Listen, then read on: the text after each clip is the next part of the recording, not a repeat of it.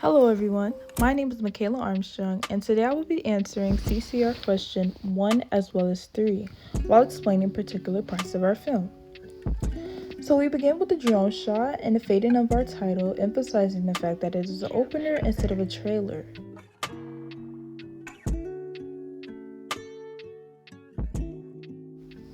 We officially begin the film with the girl who's listening to music but gets interrupted by her mother considering the fact that they just moved to town.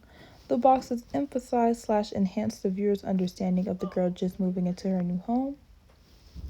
After a while, we then switch to the boy's point of view, and you can see a blue room as well as a boy who happens to be a different race in comparison to the girl, which provides me with the leeway to answer CCR1.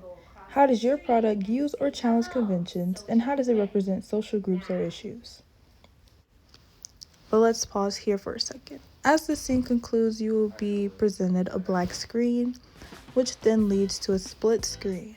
Here in the split screen, you can see that the two characters are going through different things, but yet similar things as they get ready to meet one another. This was really important for us to do in our film because we felt like while they may be different races, they still have the ability to have things in common and do things alike, and we really wanted to implement that within our film. Now back to CCR1. So as previously stated, the boy and the girl are two different races, which is one of the ways we explore representation in popular culture while also challenging typical romance conventions. With this opposition and based on romance films' effect on society, it's easy to infer that romance films have the ability to reshape societal norms as well as perceptions on interracial relationships, proving that romance movies have the ability to explore different themes such as acceptance. The fact that the main characters obtain opposite races also allow the promotion of inclusivity to be made while challenging certain stereotypes. Stuart Hall's theory of representation can directly be applied to the way romance films represent racial differences and interracial relationships. These films have the power to either reinforce / challenge stereotypes surrounding race by the two narratives portrayed in the film, as previously stated. So back to the film. In this scene here, you can hear the boy dragging his feet consistently, giving the sense that he doesn't want to go, considering the fact that he does not, as we saw in the clip where he sighed deeply and got off the game after his mother instructed him to.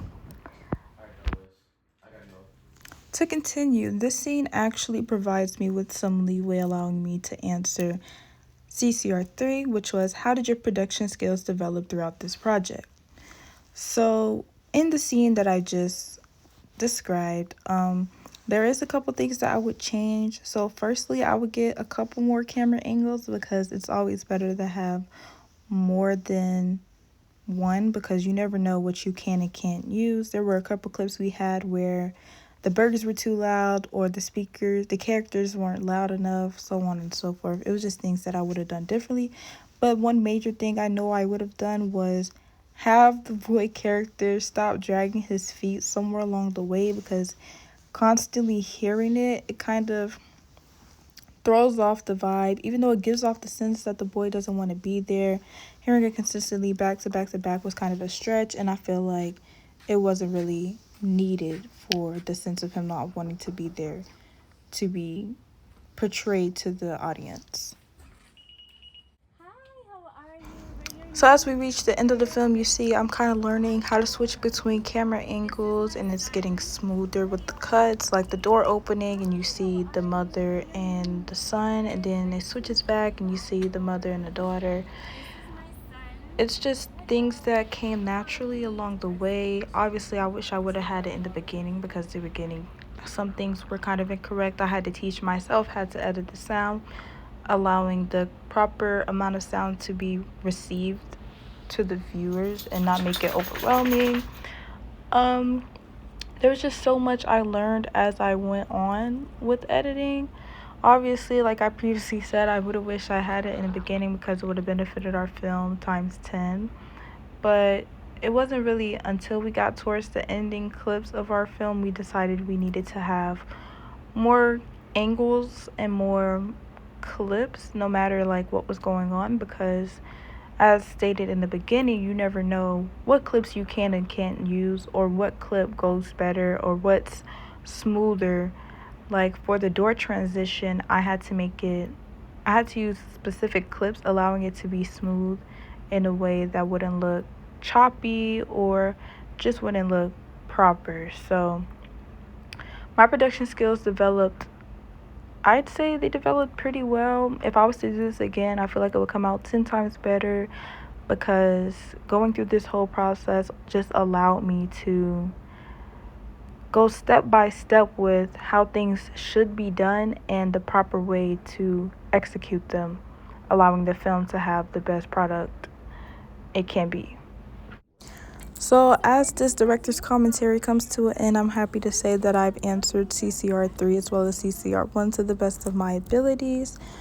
Moving on to the critiques I have for myself, I actually am really proud of myself, and I'm glad I decided to take media studies as a class, because it allowed me to develop these production skills as well as learn more about societal norms and how they can be represented throughout films. I never knew that films actually had the ability to change societal norms or challenge them until I created my own, and I'm thankful for the experience.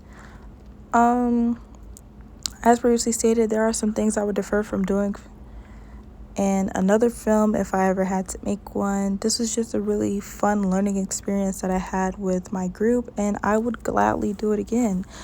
So, thank you for listening to my take on CCR1 as well as CCR3, and I hope you have a good rest of your day.